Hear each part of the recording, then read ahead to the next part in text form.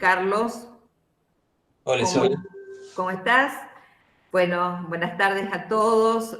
Mi nombre es Isabel Truffer. Yo soy ingeniera agrónoma. Tengo un doctorado con especialidad en sociología rural. Hace muchos años que trabajo en la Facultad de Ciencias Agropecuarias y en este momento estoy coordinando el Instituto de Estudios Sociales CONICET-UNED. Bueno, es un gusto estar con todos ustedes y le paso la palabra a Carlos que se presente. Bueno, muy buenas tardes para todos y un gusto también participar de esta instancia junto a Isabel, que venimos trabajando desde hace muchos años en temas que tienen que ver con el desarrollo territorial. Actualmente me estoy desempeñando como coordinador del área de extensión de la Experimental Paraná, del INTA. Y bueno, y la idea era tener un espacio hoy y conversar acerca del tema del territorio, que es un tema que aborda esta diplomatura de manera sustantiva, ¿no? Entonces, creo que podemos ir aportando, contribuyendo no solamente en la cuestión conceptual, sino también en lo metodológico, para muchos de ustedes que seguramente trabajan muy ligados y muy en relación a esta temática en diferentes organizaciones, instituciones, ámbitos públicos o privados, desde donde, digamos, se aborda la cuestión territorial. Así que, bárbaro. Bueno, Cuando ustedes quieran, cuando si quieras, Isabel. Si te parece, pasamos a la primera y retomando un poco lo que has dicho, que es verdad, digamos. Esta es una frase de Carlos Reborati, un docente de la Universidad de Buenos Aires, que dice: el concepto de territorio aparece utilizado en forma banal, desvinculado por completo de las discusiones contemporáneas sobre las relaciones de poder, el despliegue espacial de las empresas o los procesos de apropiación y transformación del medio natural. Es común el uso indiscriminado y poco cuidadoso de este concepto o su sustitución por espacio social, lugar o región. Hemos puesto esto porque un poco se observa este uso, si nosotros prestamos atención al discurso político, aparece en reiterados momentos la palabra territorio. Si prestamos atención incluso a los discursos médicos, a los discursos de carácter social, siempre está la palabra territorio inserta dentro de ellos, ¿no? Y no siempre quieren decir lo mismo. No siempre cuando nos referimos a territorio, nos referimos al mismo territorio, digamos. Entonces entendíamos que en este espacio donde vamos a tratar de clarificar un poco a qué le decimos territorio, es que debíamos empezar por la historia del concepto. ¿Es así, Carlos? Sí, me parece que la utilización del término la encontramos hoy en día en distintos ámbitos, ¿no? Hablamos muchas veces del territorio de la ciencia, el territorio de la economía, el territorio digamos, de los saberes, de las prácticas. Hablamos muchas veces utilizando ese concepto, lo que tiene un significado muy amplio y una adecuación, digamos, a distintas prácticas y modos de entender una realidad. Entonces, está bueno por ahí, a lo largo de este programa, abordar esta cuestión, digamos, de cuál es el marco, cuál es el entendimiento y cuál es el significado que acarrea desde distintas visiones, ¿no? Porque indudablemente que dentro del campo de las ciencias sociales uno puede encontrar como tradiciones diferentes que han ido marcando, digamos, y han ido dejando algún significado en ese concepto. Mientras vos pasás a la próxima imagen, quiero decir que tal como vos lo expresás muy bien, usamos el término territorio en distintos conceptos y esto tiene un correlato o tiene una consecuencia más que un correlato en la acción, porque la palabra no está escindida de la acción, es decir, depende de qué concepto de territorio usemos, así será la acción que hagamos sobre él, sobre la comunidad, sobre el espacio. Entonces, por esto es que nos parece importante trabajar el término territorio, que por otra parte es un término sumamente antiguo, ¿no? Hay algunos que ya lo dicen que Homero lo cita en sus poemas. También la legislación romana hablaba del territorio, siempre dándole un contenido que tiene que ver con el poder de decisión de alguien o algo sobre un espacio de tierra. Esto a lo largo de la historia fue siempre así, es decir, podemos ver que los reyes hablaban de territorios, los emperadores hablaban de territorios, los pueblos nómades incluso hablaban de territorios que iban desplazándose por distintas áreas del territorio.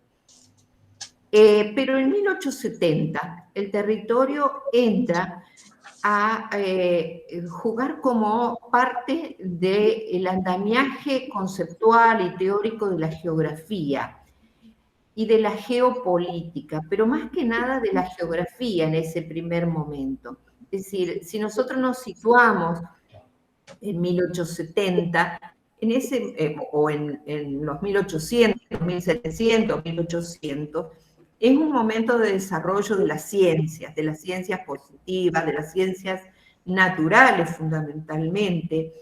Es el momento del descubrimiento de nuevos territorios, es el descubrimiento de nuevas especies, y ahí aparece en la geografía como ligada a esta concepción de el término territorio como ligado a los conceptos naturales, ¿sí? Y al concepto de espacio de tierra donde se desarrolla la naturaleza.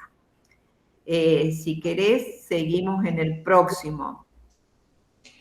La próxima filmina, no sé si tenés...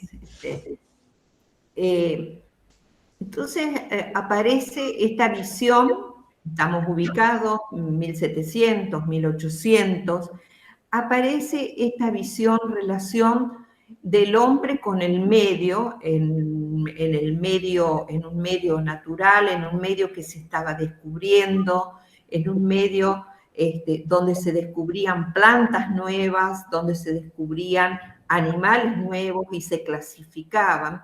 Y por otro lado, una visión de la relación del suelo con un nuevo concepto también que no hacía tanto había aparecido, que era el concepto del Estado, ¿sí? Del Estado como lo conocemos ahora, del Estado con ciudadanos, digamos. Entonces, en esta visión del paradigma positivista que llamamos, vemos que se amalgaman en la palabra territorio, por un lado, la relación del hombre con el medio, y por otro lado, la visión de la relación entre el suelo y el Estado. ¿Sí? Por ahí lo interesante de esta primera, digamos, etapa de discusión dentro del campo de las ciencias sociales tiene que ver también con una perspectiva, digamos, de construcción de conocimiento, ¿no? Donde predomina una mirada, como decíamos, naturalista, pero también física, digamos, ¿no? Hay una idea de objetos, digamos, hay una idea de espacio que predomina en términos materiales tal vez, y donde la discusión, digamos, respecto de los límites es muy fuerte también, digamos, por esto de la construcción de los estados, por esto de la construcción, digamos, o la constitución de relaciones fundamentalmente, digamos, normativas, ¿no? Y mucho énfasis puesto en ese tipo de cuestiones vinculadas, digamos, bueno, a un modo de entender la relación, las relaciones sociales y las relaciones con la naturaleza, ¿no? Así es. Esta visión, porque estas visiones que vamos a ir viendo a lo largo de este primer encuentro, en realidad van cambiando, pero no desaparecen, sino que persisten y de vez en cuando nosotros en nuestro mismo discurso las vamos desempolvando. Es decir, de vez en cuando usamos el territorio con una visión positivista y por ahí la vamos a usar con otras miradas, digamos, ¿no? De ahí que yo decía de que tiene tanta relevancia en la acción. Pero para hacer simple el ejemplo, es decir, desde esta perspectiva, cuando pensamos en territorio, pensamos en un pedazo de tierra donde hay gente, donde hay personas, donde hay comunidades que están en relación con un medio y que hay un ejercicio de poder por parte del Estado, sea es un municipio, sea una junta de gobierno, sea una provincia, sea un país. ¿Sí? Esta sería la visión más simple, pero fundamentalmente hay un sustrato físico. Hay un suelo, hay plantas, hay animales y el hombre en relación con eso. Y un poder que se ejerce a partir de un nivel de Estado. ¿Sí? ¿Avanzamos, si te parece?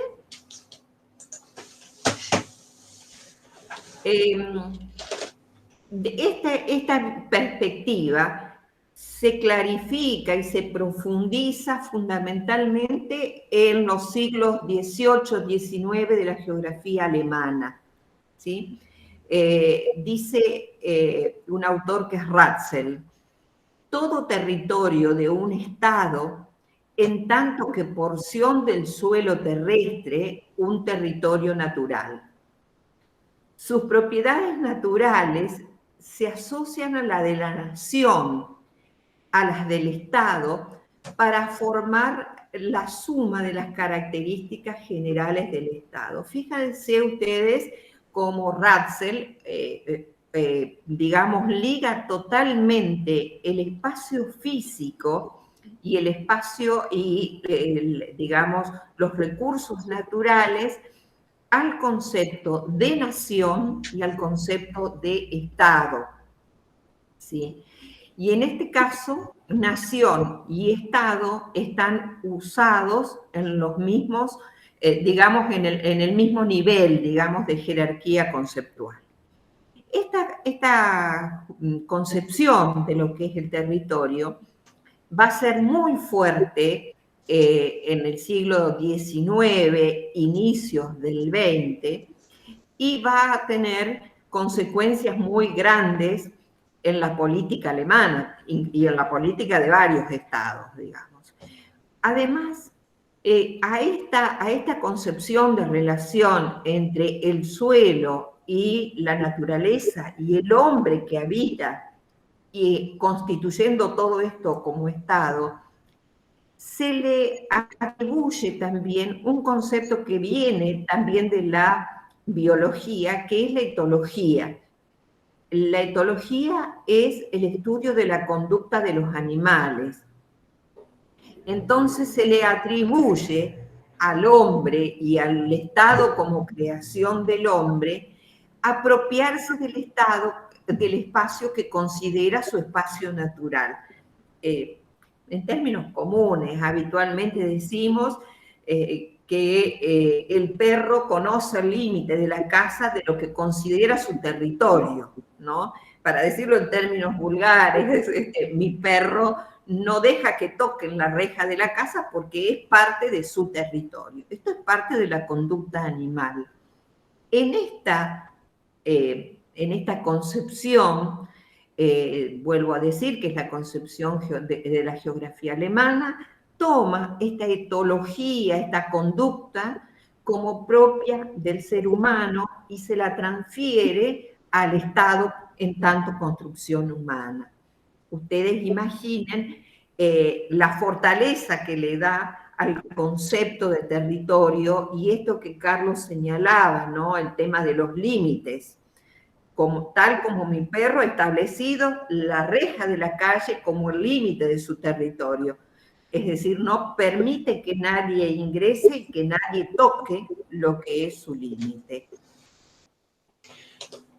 Y en términos políticos justifica también, digamos, modelos como relaciones de colonialismo que tuvieron algunos países, algunos estados sobre otros, ¿no? Exactamente. No hay que olvidarse acá que las colonias, digamos, en el caso del Río de la Plata y de muchas colonias, sufrieron, digamos, de alguna manera un ordenamiento en función, digamos, de los modelos de Estado centrales, y en ese sentido las reglas y las leyes organizaron esquemas de extracción, ¿no? Esquemas extractivos de los recursos, porque justamente este espacio, como un espacio del cual se podía apropiar un Estado, estaba ampliamente justificado en términos legales, digamos, ¿no? En términos legítimos por ese modelo de Estado absolutista también. En ese modelo legalmente y etológicamente, es decir, sentían que era su propiedad, digamos, y era su derecho. Es decir, en tanto y en cuanto la nación pensara, sintiera que ese territorio le pertenecía, el Estado avalaba la toma de esa nación, de ese territorio. Avanzamos. Después, en el fines del siglo XIX, inicios del siglo XX, aparece aparece la geografía francesa, que tiene otra línea, una línea diferente. En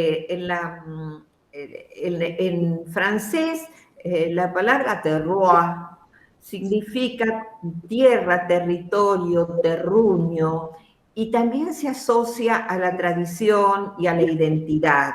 Es decir, para que ustedes vean que claramente se separa de la filosofía y la geografía alemana para darle otro contenido. Dice Vidal de Lablanche, la historia de un pueblo es inseparable del territorio que habita. Las relaciones entre terreno y el hombre están impregnadas en Francia de un carácter original de antigüedad, de continuidad.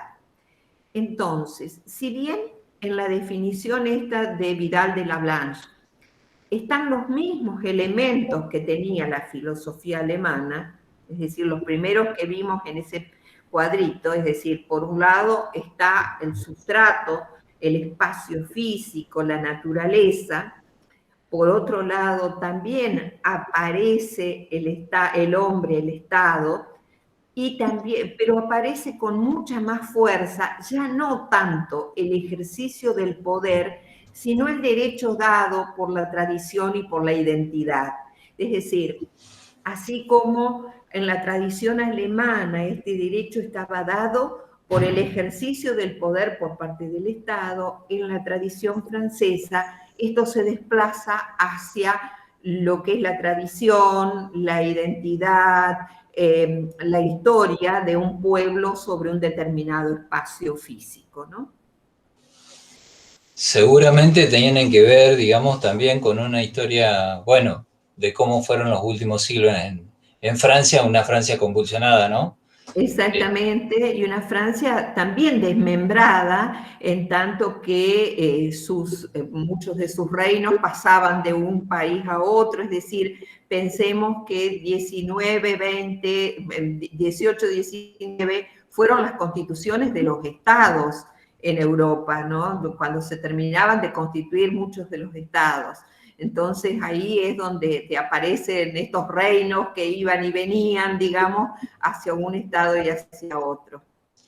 Y donde también, digamos, se cruza con las historias del desarrollo de la ciencia, digamos. Sí. Aparecen, digamos, otras formas de entender la relación con el conocimiento y otras alternativas, digamos, de entender otras maneras de conocer también, ¿no? Claro, sabes, Carlos, que en este momento es como que se va separando de la biología y del espacio físico, de la biología, de la física, de lo que son el entorno natural, para tomar ya un cariz más sociológico. Estaban comenzando las ciencias sociales a emerger fuertemente, hacia el estudio de la política, ¿sí? Y hacia la antropología, que había emergido fuerte a través del estudio de las culturas, digamos, de las culturas dominadas, ¿no? Y entonces ahí todo eso se incorpora a esta nueva visión, un poco más tardía que la visión alemana, ¿sí? ¿Seguimos? Seguimos. Y acá aparecen los componentes del territorio en estas dos versiones y en las que vamos a ver a continuación. Es decir, es como que son constantes estos elementos en todos los conceptos de territorio que uno pueda encontrar. Por un lado hay un agente.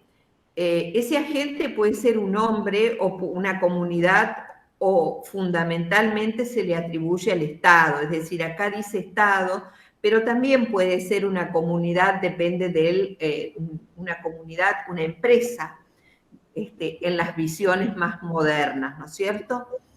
Por otro lado, hay una acción que acá pusimos de control, de soberanía, de dominio, pero que también en el caso de la filosofía francesa proviene de la identidad, digamos, la acción es lo que me pertenece, esta identidad que siento con el espacio, ¿no? Yo pertenezco a este lugar y tengo, digamos, mi mundo de relaciones en este espacio. Y por último, un sustrato físico, superficie de tierra, aire y mar. Esto hasta acá es en las tradiciones geográficas hasta mitad del siglo XX que se da. Como hemos visto, van cambiando, ¿no? Seguimos en la próxima. Vamos a ver un poquito el uso del término territorio en Argentina. A partir de la posguerra, en Argentina se agudiza la visión geográfica en la academia. Dice académica, pero es en la academia. Pero además se enfatizan en los textos escolares. Esto es muy importante, los estudios que se hacen de la historia de la geografía, aparece como muy importante esta época en 2 o 3 manuales que los que tenemos algunos años y ya tenemos las 2 dosis, y más de 50, recordamos esos manuales, digamos, como los clásicos de la escuela secundaria, ¿no? En esos clásicos manuales de la escuela secundaria sobre geografía aparecían muy fuertes los términos de territorio, pero términos de territorio asociados a Estado. Pero más que asociados a Estado, aparecían como pérdidas de territorio, como que el Estado argentino perdió territorio, ¿no? Entonces, buscaba yo, creo que es en la imagen a continuación, después volvemos, si te parece, Carlos, ¿Cómo no? La próxima imagen.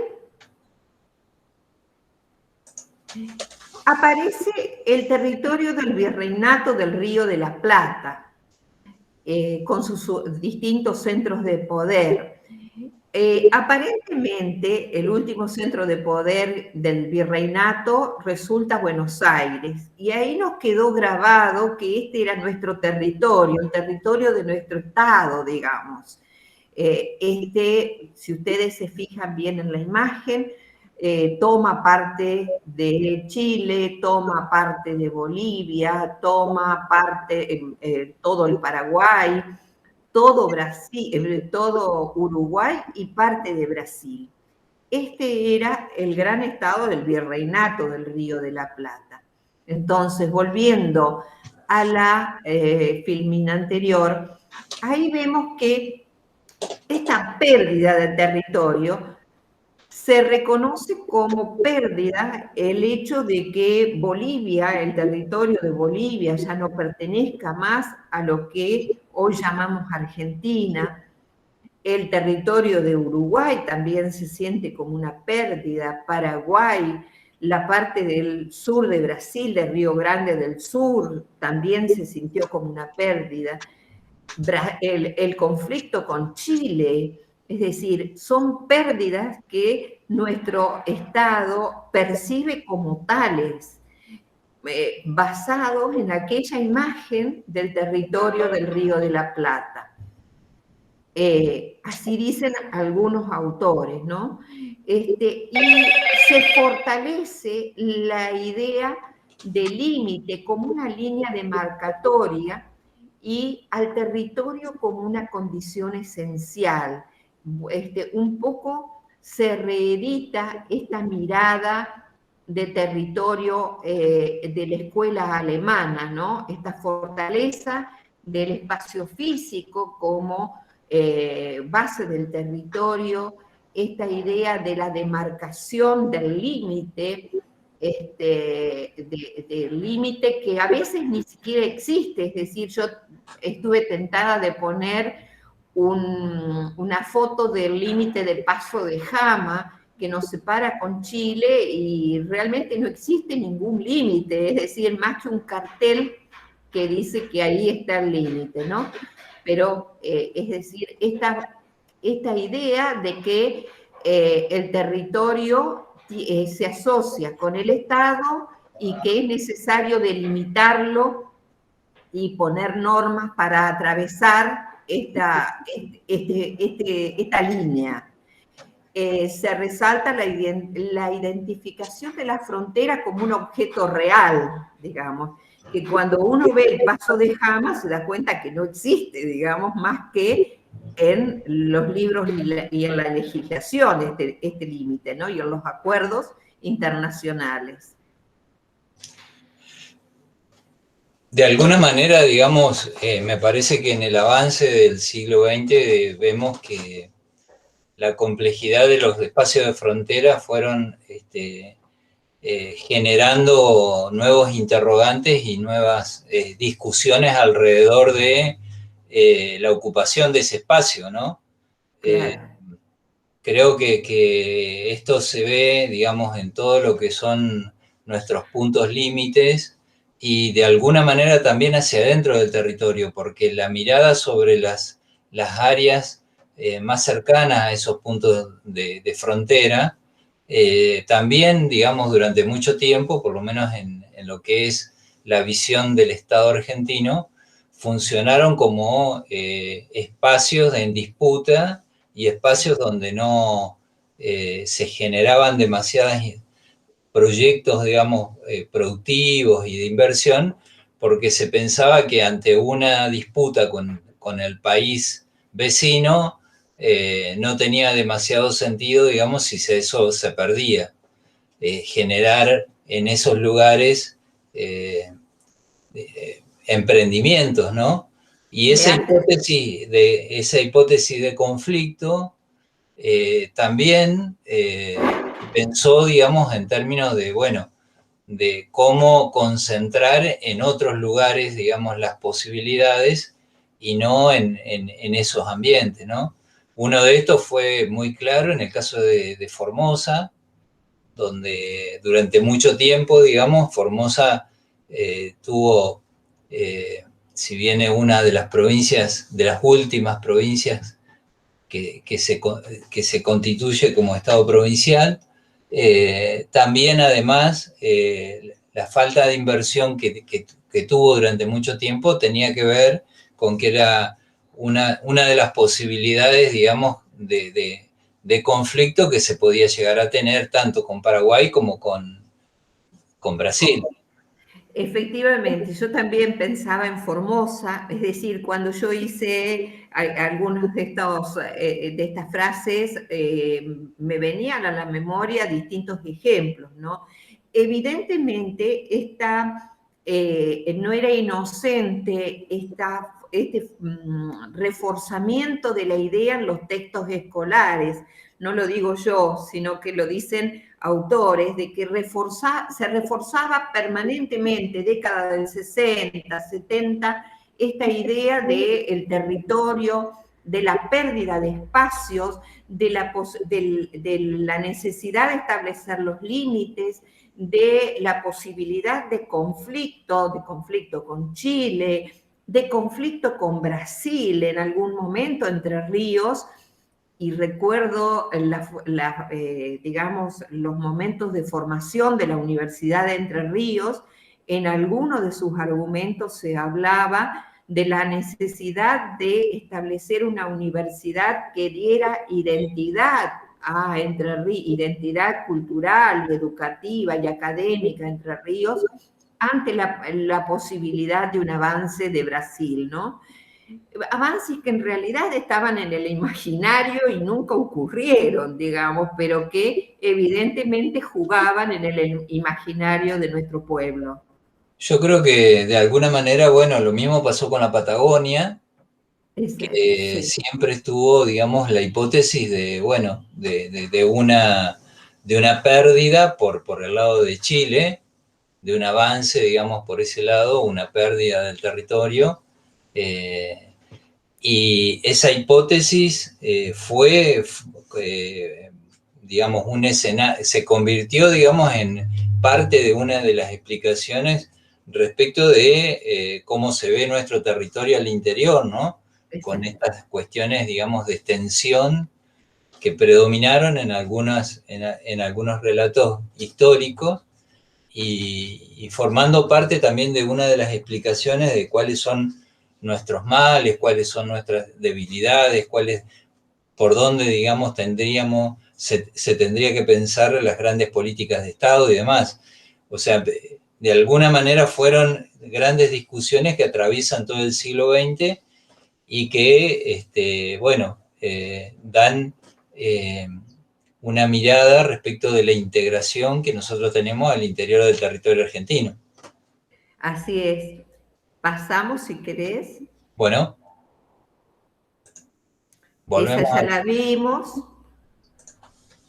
Y viene la década del 80 en Argentina. Después, si nos ubicamos, después de Malvinas, después de la década del 70, pensando en una posible invasión brasilera, después del conflicto con Chile, la palabra territorio deja de usarse.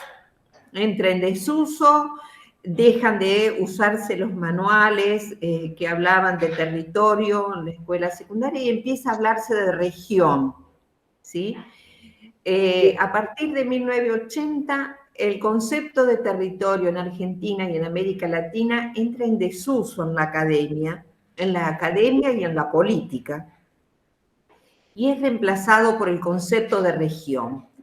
Región constituye una unidad homogénea en un determinado aspecto por circunstancias históricas, políticas, geográficas, climáticas, culturales, lingüísticas o de otro tipo.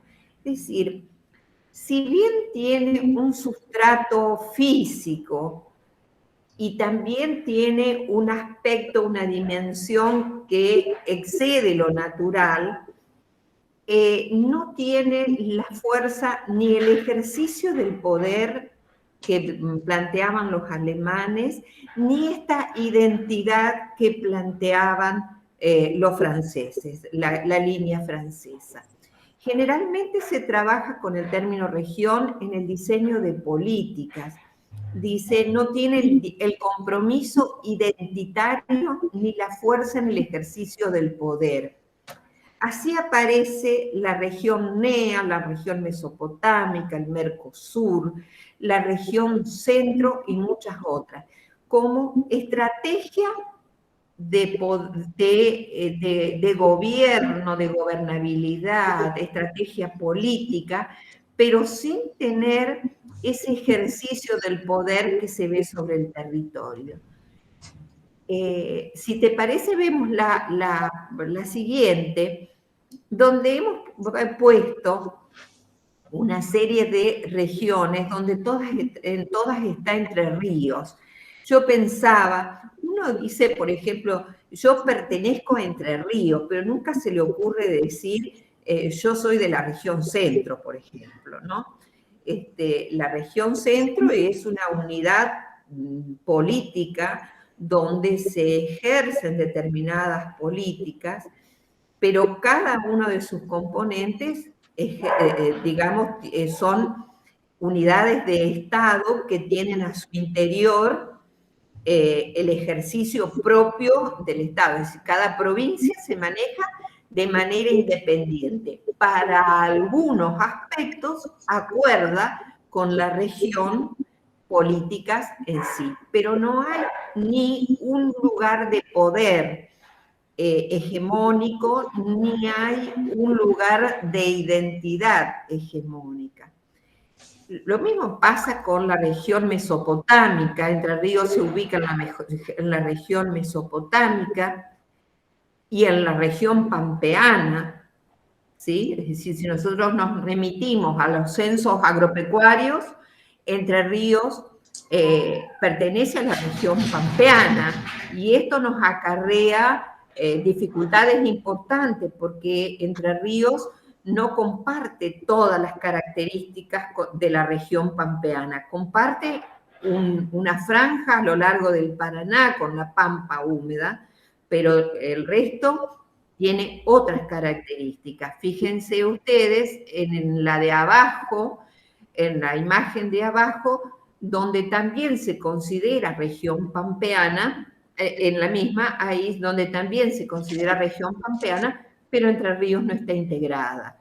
Entonces, este término región es como un poco más liviano, si se quiere, es decir, es propio de acuerdos, tiene un sustrato físico, tiene una connotación política, pero no tiene ni la identidad ni el ejercicio del poder que reconoce el territorio. No sé, en algunos casos las definiciones de la región, digamos, obedecen también a parámetros que tienen, digamos, una recurrencia en proyectos, ¿no? De financiamiento de obras o de financiamiento de entes internacionales que por ahí han utilizado, digamos, algún tipo de esquema de cooperación con los gobiernos o con las gestiones, ¿no? claro. Muchas veces la definición, es decir, quienes determinan que algo es una región, ha ocurrido, digamos, de que está vinculado muchas veces a una delimitación que tiene, digamos, un interés por parte de algún organismo internacional para una inversión determinada, ¿no? Exactamente. Eso lo vemos en la región cuyana o lo vemos en la región patagónica, donde predominan inversiones, por ejemplo, en el petróleo o en algún recurso natural que exista y que ahí se delimitan, digamos, espacios donde, bueno, las inversiones prácticamente están orientando, dirigiendo o determinando un tipo de ámbito, digamos, de espacio físico, ¿no? De espacio físico, exactamente. Así es. Pensaba que también en la biología, en la geología, también se utiliza el término región. Y bueno, no quise ampliar demasiado esto, pero nosotros, por ejemplo, hablamos de región pampeana e imaginamos estos dos espacios. No obstante, geológicamente y ambientalmente, biológicamente, pertenecemos a una gran región pampeana que incluso tiene mucho de historia común, que es la región del sur, que abarca desde el sur de Brasil, todo lo que es Paraguay, bueno, un poco toma todo lo que es la Pampa Argentina, ¿no? Es decir, esta gran región, la gran región pampeana, que contiene los acuíferos y que contiene toda la red hídrica que nos da tanta identidad, pertenece a una gran región geológica que es la región pampeana de América Latina, ¿no? Y ambiental. Así es. Así es. Seguimos, si te parece. Bien, y aparece el siglo XXI y aparecen como nuevas corrientes de pensamiento que toman el territorio. Ya no solamente pertenece a la geografía, la palabra territorio, sino que hacen su inclusión, por supuesto, la política, la sociología crítica, la teoría de las redes, lo que se llaman las geografías disidentes, la sociología del poder y las geografías culturales. Todas estas líneas de pensamiento que abrevan fundamentalmente en las ciencias sociales europeas y mucho en las ciencias sociales latinoamericanas, dan 4 corrientes. Siempre estas son simplificaciones, ¿no es cierto? Son simplificaciones teóricas que hacemos, reducciones teóricas. Esto es mucho más complejo, por supuesto, pero nacen 4 corrientes que hoy coexisten. Es decir, generalmente cuando hoy usamos la palabra territorio, nos estamos refiriendo a alguna de estas 4 líneas de pensamiento, pero fundamentalmente a la que llamamos la geopolítica mundial y la geografía del poder. Después hay una nueva geografía regional que se llama la geopolítica crítica. Si te parece, avanzamos. Vamos a tomar las 2 primeras, nada más. Después, si alguien quiere indagar, podemos brindar material para ahondar en todas estas corrientes, ¿no? Pero la geopolítica mundial considera 3 escalas: la local, la nacional y la global, porque hoy por hoy a nadie se le escapa de que ha aparecido la globalización, y junto con el término globalización también ha aparecido lo que se llama la desterritorialización, que muchos autores, algunos defienden y otros niegan, digamos, ¿no? Entonces, la geopolítica mundial hoy aborda territorios a escala local, podemos decir el municipio, la junta de gobierno, la comuna, la provincia, la nación y a nivel global, ¿no? También toma la continuidad de la tradición geopolítica sobre las dinámicas mundiales, pero rompe con la mirada estadocéntrica, es decir, abordando fenómenos y abordando hechos que trascienden los problemas de los estados. Las migraciones, por ejemplo, trascienden las migraciones, la producción, la comercialización, digamos, son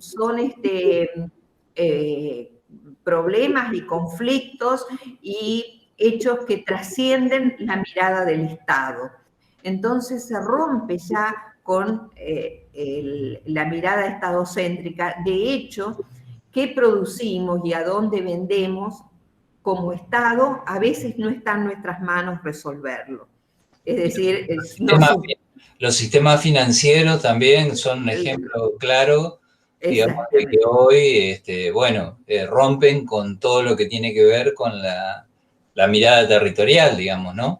Exactamente. El mundo, digamos, está dominado en el sistema financiero por el juego, digamos, de la generación de un sistema económico basado, digamos, en esta complejidad que existe en términos de, bueno, los mercados financieros y cómo se mueven, ¿no? Exactamente, y estos mismos intereses financieros van a ser los que debiliten el poder del Estado que en las otras visiones era tan fuerte sobre el territorio, ¿no? Es decir, comienza a debilitarse esta mirada del Estado. Y las elaboraciones geoestratégicas en función de los intereses de justamente imperialistas, que ya no son imperios, sino son, digamos, fusiones financieras. Es decir, quienes otrora fueron países imperialistas, hoy en realidad son holding financieros, ¿no? Bien. La geografía del poder, que es otra mirada, propone una reformulación de las vinculaciones entre el espacio y el poder, separa el Estado principal, como eje principal de los territorios, aquí también convive eso, el uso más flexible del concepto de poder que llevó a una utilización también flexible de las escalas espacio-temporales. Es decir, ya no interesa solo el territorio de los estados nacionales ni los territorios permanentes, sino también las territorialidades móviles, las territorialidades temporarias y los límites elásticos. Es decir, creo que esta concepción es la que más nos interesa hoy, digamos, en esto de que hay territorios, pequeños territorios que se superponen, es decir, estoy pensando en una comuna donde la presidencia de la comuna ejerce el poder sobre ese territorio, pero simultáneamente y superpuestamente ese territorio pertenece a otro territorio más grande, ¿sí?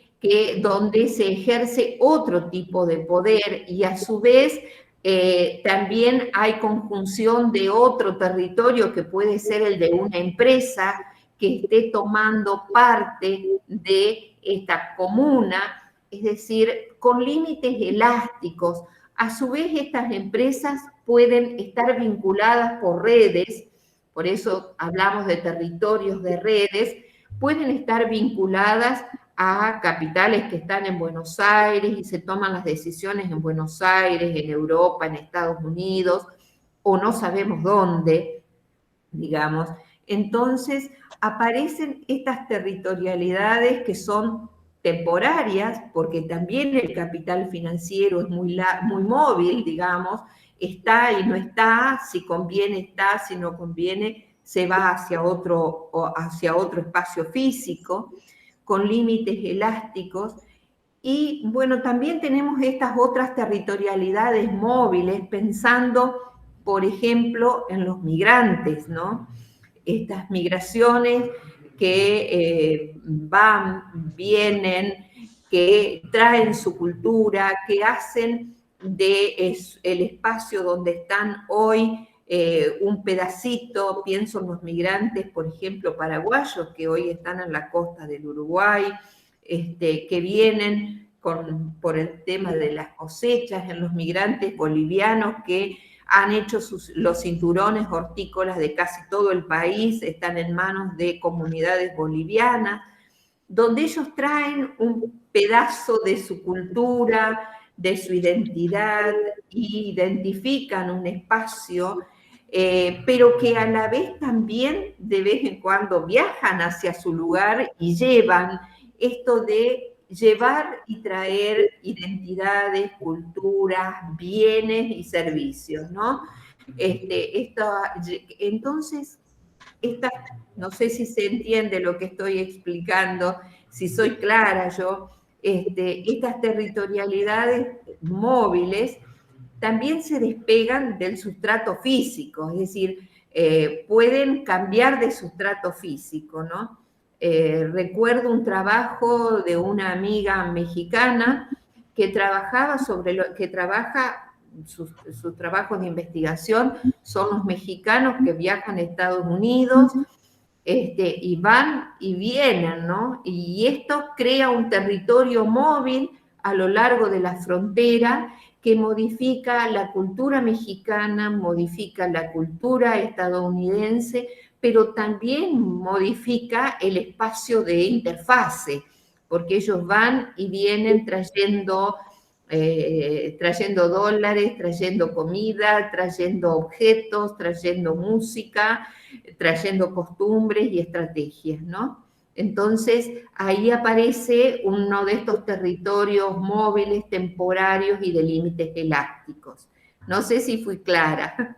Sí, sí, me parece que, digamos, lo que va marcando es un nuevo modo de estar, de vivir, de habitar en estos espacios, digamos, donde a través de todo lo que ha sido la incorporación de las nuevas tecnologías, de las relaciones sociales, de las relaciones productivas, los modos de habitar el espacio me parece que ha ido en una clara transformación y también en un reconocimiento de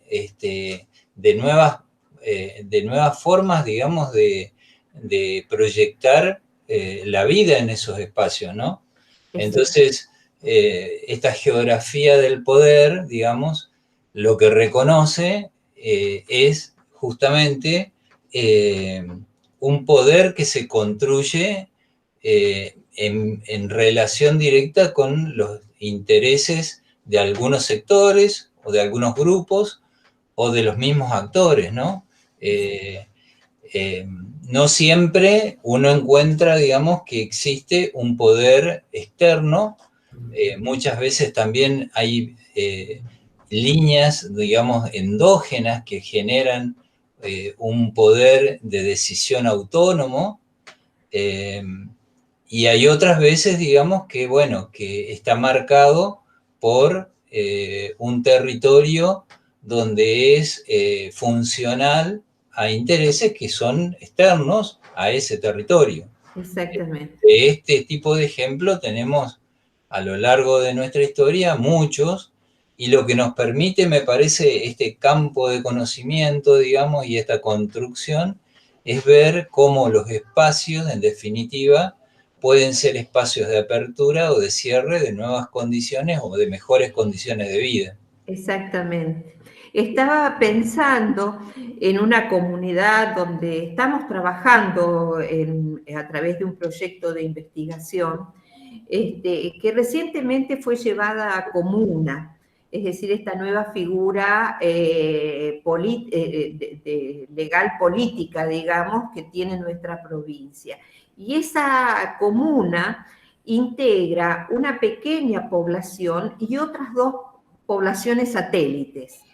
Entonces, conversando con las autoridades de la comuna, me referían de que justamente, si bien hay un solo poder político dentro de la comuna, en realidad hay 3 comunidades diferentes que están ubicadas en un espacio muy cercano, y muy parecido, pero con distintas ubicaciones, con distintos intereses, y que reclaman de vez en cuando su identidad como diferentes. No todos somos la misma comuna. Me parecía claro el ejemplo de esto de como pequeños territorios dentro de un territorio mayor. Seguramente, como estamos transmitiendo desde nuestras casas, aparece mi perro golpeando la puerta, un niño por ahí. Estas son las cosas de la virtualidad, buenas y malas, pero buenas en general. Bueno, bien. Nosotros la idea, digamos, de trabajar en este espacio es, bueno, creo recuperar estas formas de abordar la concepción, el concepto, la categoría de territorio, y también avanzar, digamos, sobre algunas miradas respecto del territorio entrerriano. En ese sentido, la propuesta, digamos, iría en un próximo encuentro donde ustedes podrán, bueno, un poco analizar y reflexionar acerca de lo que nosotros llamamos, o le vamos a llamar escenas del enfoque territorial, ¿no? Estas escenas que tenemos a lo largo de la historia que nos muestran, digamos, como algunos ejemplos de procesos que vivimos dentro de la historia provincial y que nos parecen muy significativos y ustedes pueden abordarlo, incorporarlo también en sus propias escenas a lo largo del recorrido que pueden hacer de sus lugares. Entonces, pensábamos, bueno, en trabajar un poco el tema de migración, el tema de puertos y caminos y vías de comunicación, el tema de educación, el tema de producción, por supuesto. Y bueno, pintando un poco cuáles estas escenas que en el territorio provincial han marcado de alguna manera un desarrollo y han dejado, digamos, una huella en este territorio. ¿Te parece, Isabel? Me parece, creo que ya vamos cerrando este capítulo y me quedo con muchas ganas de conversar con ellos. Me parece que esto hubiera sido rico si lo hubiéramos podido dialogar, pero ya vamos a tener oportunidad de hacerlo, ¿no? Mientras tanto, creo que dejamos alguna bibliografía, y bueno, esto sería todo por hoy. Bien.